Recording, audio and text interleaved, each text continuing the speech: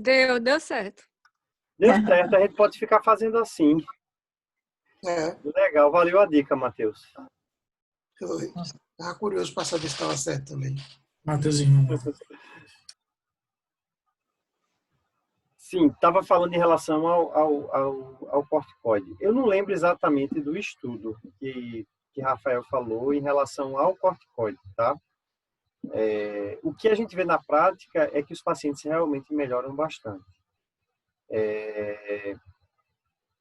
Principalmente porque uma grande parte desses pacientes que têm pericardite recorrente, eles têm a pericardite do tipo autoimune mesmo. E aí, se você não fizer o corticoide na recidiva, só a colchicina ela não vai ser suficiente, tá? Obviamente, se o paciente teve recidiva em uso de colchicina, as opções terapêuticas vão ser ainda menores. Então, a gente acaba tendo que fazer o corticoide. A dúvida é se a dose menor de 0,5 ou se já numa dose maior. Eu não sei a dose que foi usada no estudo, não, Rafa. Você leu o estudo, pudesse dizer pra gente. Nas causas Certo. virais não pode, né? Não deve usar, né? Nas causas virais não pode, não deve usar. Na pericardite aguda, Daisy, a gente não faz o que a gente faz no anti-inflamatório. Mas o paciente, ele pode ter a pericardite viral e pode, 4, 5, 6 meses depois, pode ter uma recorrência dessa pericardite, que não é mais viral.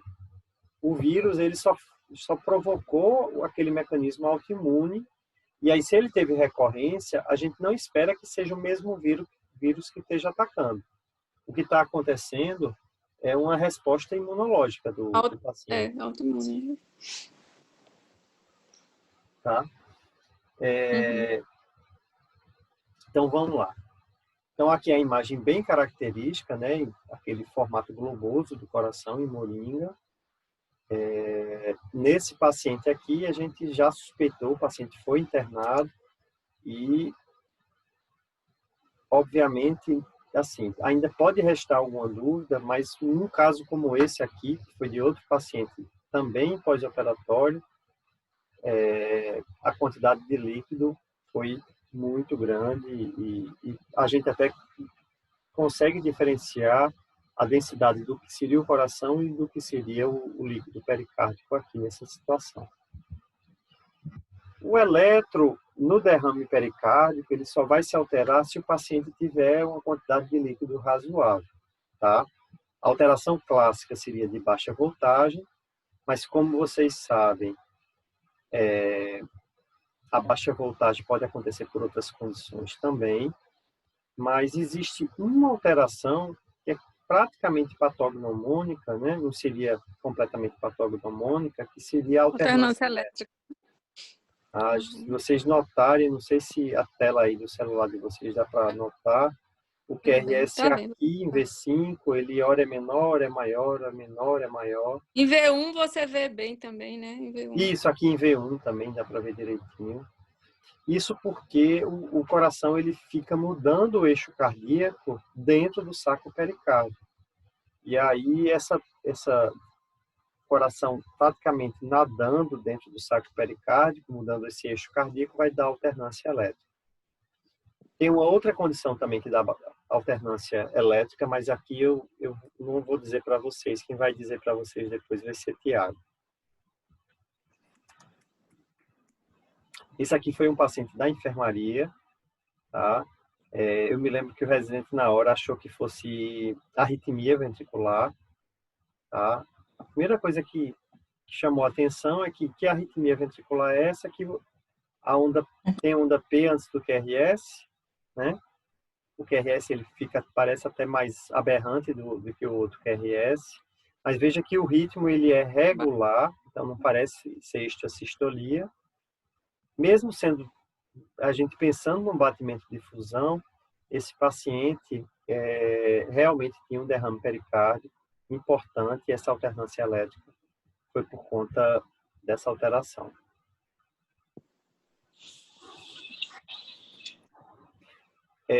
Em relação ao diagnóstico, o raio-x, como eu disse, só vai mostrar os derrames maiores, tá? O exame mais prático realmente é o ecocardiograma, tá? O mais sensível vai ser a ressonância e a tomografia, mas o mais prático, né, custo-benefício, mais acessível seria o ecocardiograma, que vai permitir identificar o derrame, localizar e vai permitir também fazer a quantificação, tanto visual, subjetiva, como a estimativa do volume de líquido.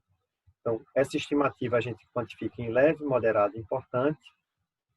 E toda vez que um derrame for moderado ou importante, quem faz o eco também tem que dizer se tem ou não tem repercussão hemodinâmica. Ele pode ser também do tipo difuso ou mais localizado, e são informações que são importantes de serem colocadas no laudo. Tá? Aqui, por exemplo, um derrame pericárdico muito mais posterior do que anterior. A gente vê o coração aqui, dentro do saco pericárdico. Tá? Esse aqui já é um derrame difuso. Tá? Um derrame difuso. Não parece comprimir câmaras direitas, então, a princípio, não parece ter repercussão hemodinâmica. A gente não deve colocar, quem faz o exame no laudo, o termo tamponamento cardíaco, já que esse termo é relativo a uma alteração clínica, né?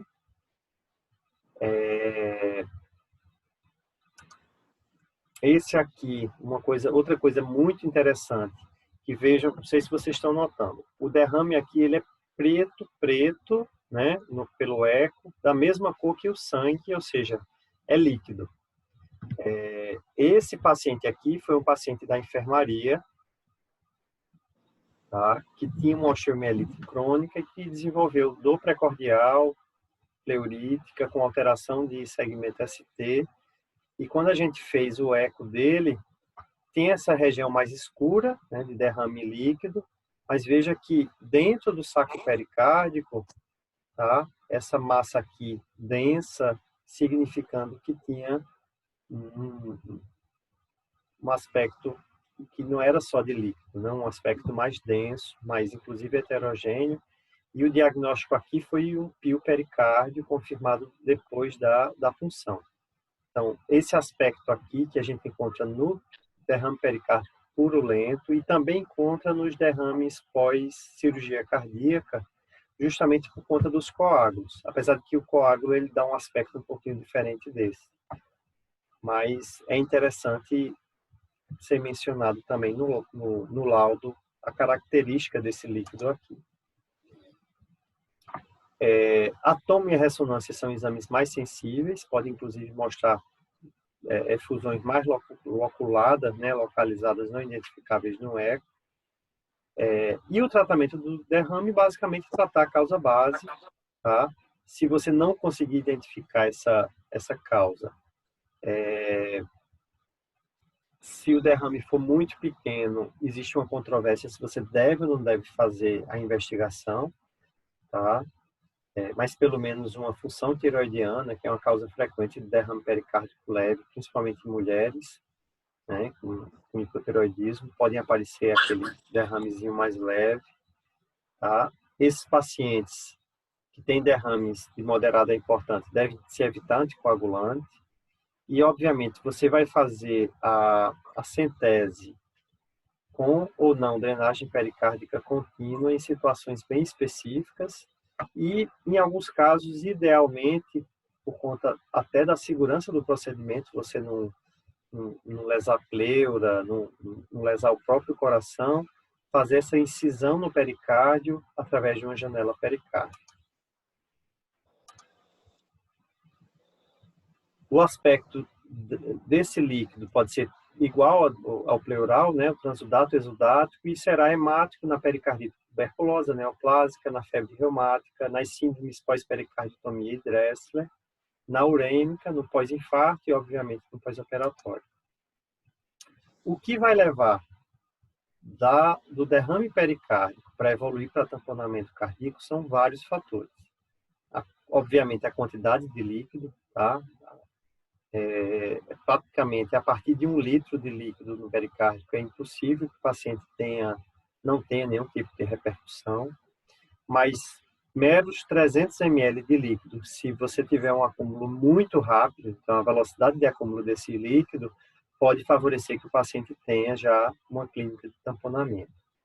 A distensibilidade pericárdica, então, o limiar em relação a esse líquido, ele pode ser menor se esse pericárdio estiver inflamado. Então, se o derrame acontecer associado durante um quadro de pericardite, tá? Esse limiar vai ser menor. As pressões intratorácicas e intracardíacas vão influenciar. E no caso especial da pressão intracardíaca, a questão da volemia. Existe um tamponamento que é muito interessante, chamado tamponamento de baixa pressão. Basicamente, o que é que você tem? Você tem um paciente com um derrame não tão significativo, tá? O exemplo clássico seria aquele paciente que está ali no pós-op imediato de cirurgia cardíaca e começa a apresentar turgência jugular, hipotensão, alguém bota o transdutor no eco à beira do leito e vê uma quantidade moderada de líquido. A primeira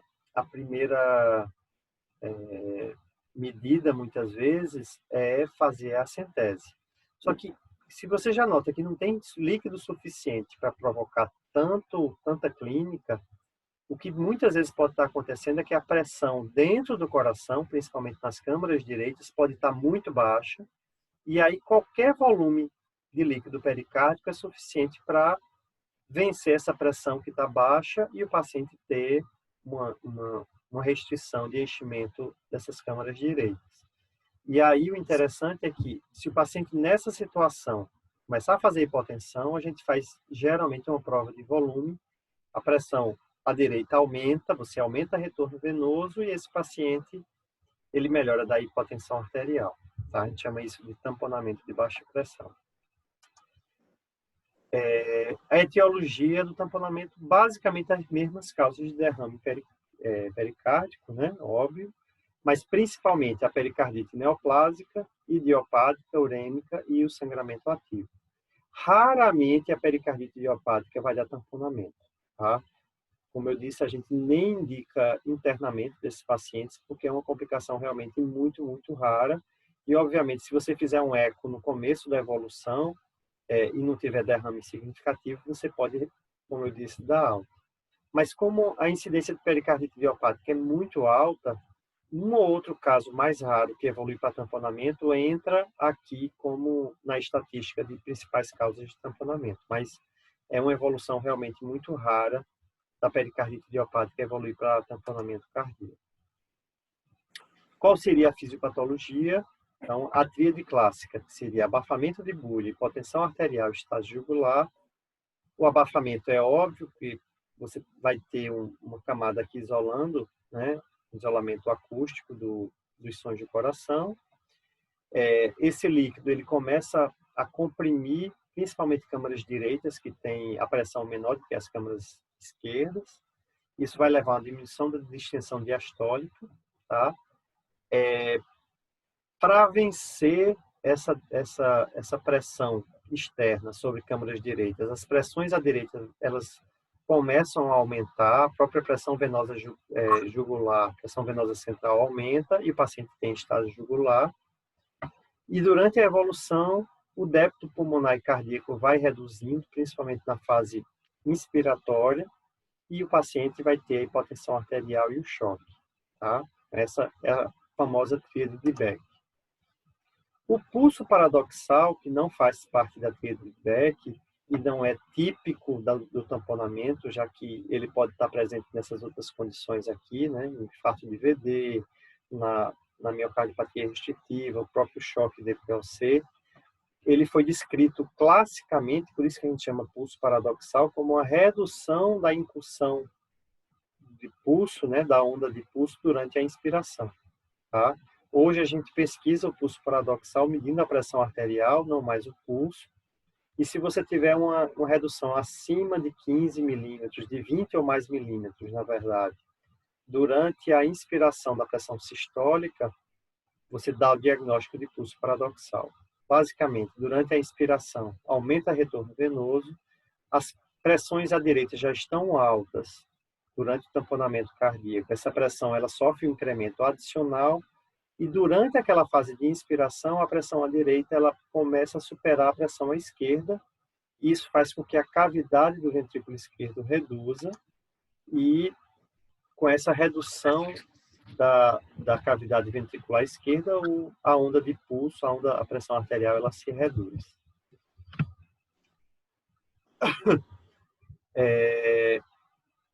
Aqui, acho que está muito pequeno para vocês verem, mas é basicamente essa equalização das pressões, né, de câmaras esquerdas e direitas, que acontece à medida que você vai aumentando o volume do fluido pericárdio. E aqui essa mesma coisa. O diagnóstico de tamponamento é clínico, nunca retardar o diagnóstico aguardando o ecocardiograma, apesar de que com o eco à beira do leito é muito mais simples você, numa visualização rápida, né, não precisa ter muita experiência para detectar uma quantidade grande de líquido. E o eco, nessa situação, vai ser interessante também para guiar o próprio procedimento de pericardicentese. O que é que o eco vai mostrar de repercussão? Como eu disse, o colabamento de câmaras direitas, tá? E durante a inspiração, geralmente os fluxos à esquerda eles diminuem e os fluxos à direita eles aumentam. Então, isso seria uma manifestação típica do tamponamento pelo ecocardiograma. Aqui foi um paciente nosso, com doença renal crônica agudizada, que chegou com edema pulmonar e evoluiu rapidamente para choque circulatório. Veja que o derrame, apesar de ser um pouco circunferencial, ele era mais restrito aqui, mais localizado aqui próximo a câmaras direitas, e você tinha nitidamente um colabamento aqui, tanto de AD quanto de VD. Tá? Esse paciente ele tinha aumento de pressão em câmaras esquerdas, então provavelmente ele nem tinha o sinal clássico de redução de pulso durante a inspiração, e o choque circulatório era principalmente porque as câmaras direitas não enchiam, e aí realmente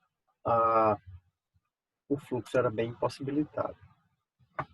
O tratamento é centese imediata, né? Ela pode ser feita não guiada, numa situação de iminência parada cardíaca ou durante a parada cardíaca, pode ser guiada pelo eletro. Se você, no eletro, conectado ao bisel do gel, você vai fazer a centese, você detectar um supra ou aparecer no scope, o extrasistolia, indica que você está tocando a cavidade, a parede do coração, né, do ventrículo. Então, isso serve de guia para você não ultrapassar, você não ir mais fundo. Tá? E guiada por eco, que é mais fácil, eu mesmo já fiz, é muito mais simples quando você já sabe exatamente o ponto que deve direcionar a ponta do gel para fazer a centese.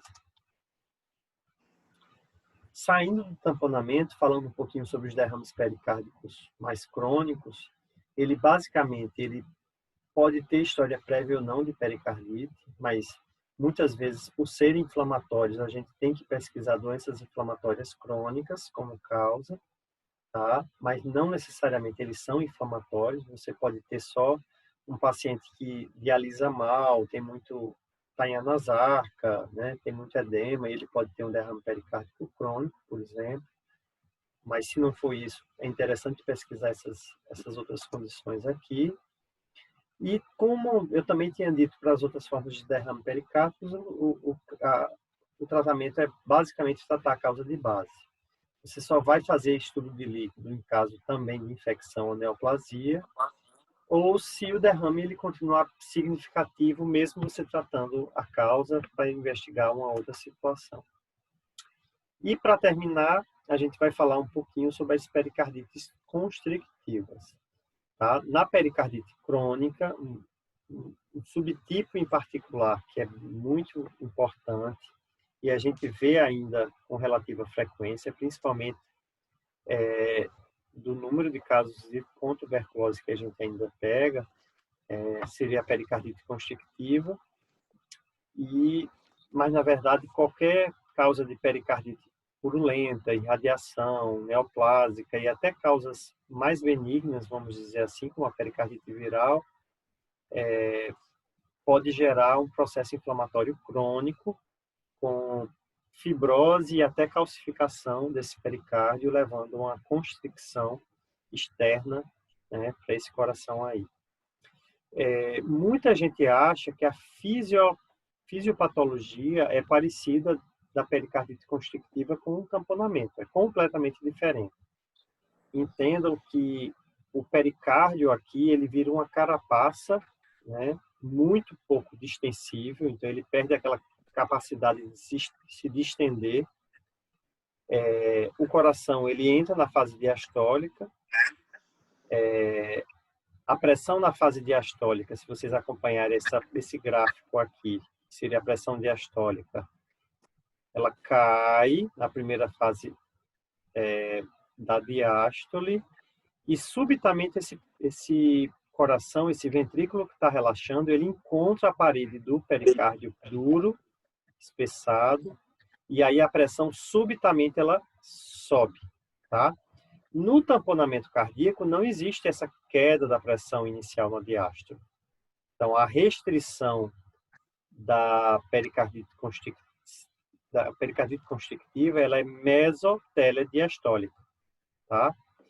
E esse sinal aqui, antes de existir o ecocardiograma, era um sinal que o hemodinamicista, quando colocava a pressão o medidor de pressão dentro do ventrículo, ele dizia, ó, o paciente tem o sinal da raiz quadrada, que seria o sinal típico na curva de pressão dentro do ventrículo no paciente com pericardite constrictiva, tá? Clinicamente, esses pacientes vão ter um quadro clínico de insuficiência cardíaca. Oi. Não. É só para falar também da segunda bulha, né? Que ela é abafada, né? Por conta do fechamento precoce da válvula aórtica, justamente pela compressão, né? Do ventrículo esquerdo. Clinicamente, esses pacientes vão ter um quadro arrastado de insuficiência cardíaca, mais à direita do que à esquerda, então mais edema de membro inferior e mais ascite. Tipicamente, mais ascite do que edema de membro inferior. Se acha que isso talvez seja pela liberação exagerada de fator natrial antidiurético. Então, esses pacientes, muitas vezes, eles vêm encaminhados de ambulatório de hepatologia, como se fossem pacientes hepatopatas, porque são aqueles pacientes com muito ascite e pouco edema de membro inferior. E vão ter também os outros sintomas de insuficiência cardíaca, como disfnia de esforço, disfnia paroxística noturna. No exame físico, você vai ter estágio jugular, tá? Aqui vai estar presente tipicamente o sinal de Kussmaul. Tá? O que seria o sinal de Kussmaul? Geralmente, um paciente com estágio jugular, quando ele inspira aquelas ondas as ondas A, C e V, o descenso X e Y, os descensos X e Y, durante a inspiração, eles ficam muito mais evidentes. Então, a pulsação venosa jugular, durante uma inspiração normal de um paciente com estágio jugular, ela fica mais evidente. Quando o paciente tem essa pulsação e ela não se altera durante a inspiração, a gente chama isso de sinal de Kussmaul.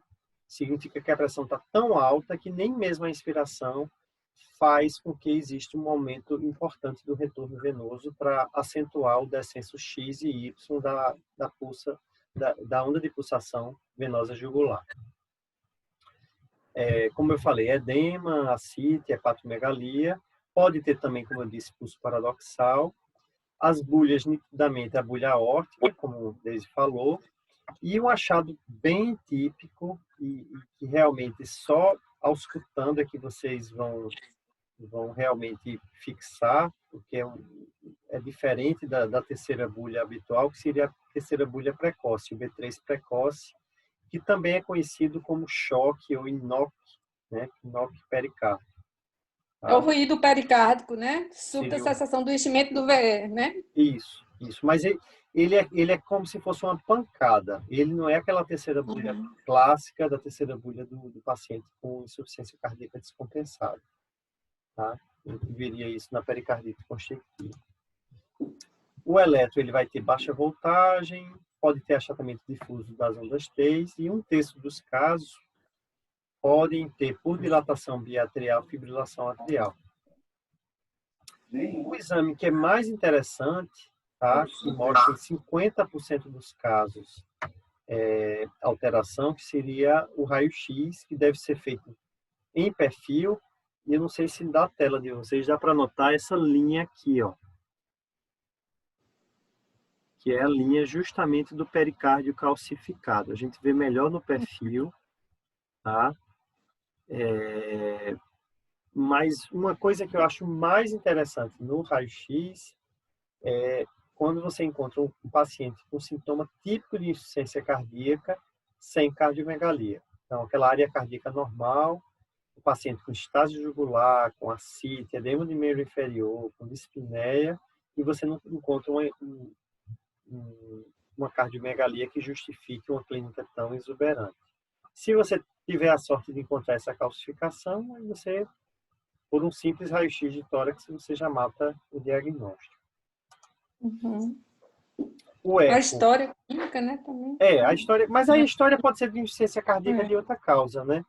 O precórdio é bem tranquilo também. Outra coisa, o precórdio, né? Bem calmo. Ele não vem aquele precórdio bem abalado, né? O ictus não vai estar desviado, né? Porque você não tem uma doença do miocárdio, né?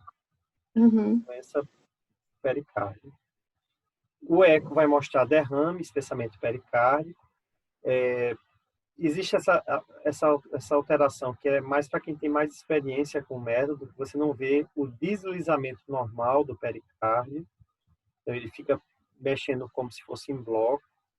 Tá? O fluxo diastólico vai ser do tipo restritivo. E aí existe uma grande confusão, existe até algumas tabelas que sempre caem em questão de concurso, é que se for restritivo o fluxo, você pode pensar numa miocardiopatia restritiva. O principal diagnóstico diferencial é pericardite constrictiva e das miocardiopatias restritivas, que inclusive podem ter até área cardíaca normal também. Tá? Jordânia, a fração de ejeção tá normal, né? Fica normal, né? Apesar disso, a gente teve um caso que a fração de ejeção caiu, né? A gente teve um caso há alguns anos, foi até uma paciente de Gabriela, residente Gabriela, que a gente até explicou que o paciente ele tinha uma constricção tão grave, mas tão grave que a fração de ejeção ficou comprometida. Mas, classicamente, a contração está normal. O problema é só o relaxamento, né? Apesar disso, se tiver muito calcificado, como o cálcio ele é inimigo da onda de ultrassom, o eco acaba não sendo um exame tão interessante para visualizar o pericárdio. Né? Então, o exame de escolha, se tiver calcificado, é a tomografia. Se você identificar a calcificação no raio-x, a gente já pediria a tomografia. E se você quiser ver só o espessamento, é a ressonância. Tá? Então, se você tiver, por exemplo, chega um caso como esse aqui, que já tem a calcificação, como a tomo, ela vê melhor a calcificação do que a ressonância, a gente partiria para uma tomografia. Se o paciente não tiver calcificação no raio-x, a gente geralmente pede a ressonância. O diagnóstico diferencial, se o paciente não tiver o sinal de Kussmaul, seria com corpo monale, tá? Mas aqui, geralmente, você tem aumento de câmaras direitas, que você não teria na pericardite constrictiva. A estenose tricúspide, que isoladamente é rara, geralmente a gente vê ela associada a outras valvulopatias. E, como eu disse, as miocardiopatias restritivas. O tratamento não se deve tratar como ICFE, né? Você não deve fazer beta-block, IECA, nada disso, né? Restringir sódio, diurético e a ressecção pericárdica. Isso que vocês estão vendo aqui é uma imagem de livro, tá? De um pericárdio que foi tirado de um paciente com pericardite constrictiva. Então, imagine que aqui dentro tinha um coração, tá? A grande maioria dos cirurgiões nunca conseguiram uma peça como essa, tá? Por quê? Geralmente, o que eles conseguem é tirar pedacinhos isolados do pericárdio, eles saem puxando aqueles pontos de cálcio que estão aderidos ao pericárdio, acaba ficando muita calcificação, inclusive, já teve caso, inclusive, que a gente achou que fosse uma recorrência, mas foi mais porque o cirurgião não conseguiu tirar todo. E por conta dessas porções de pericárdio calcificado que se retira, que muitas vezes acaba se retirando também um pouco de músculo, esses pacientes eles têm uma alta taxa de mortalidade no pós-operatório, principalmente por arritmia, por sangramento, tá?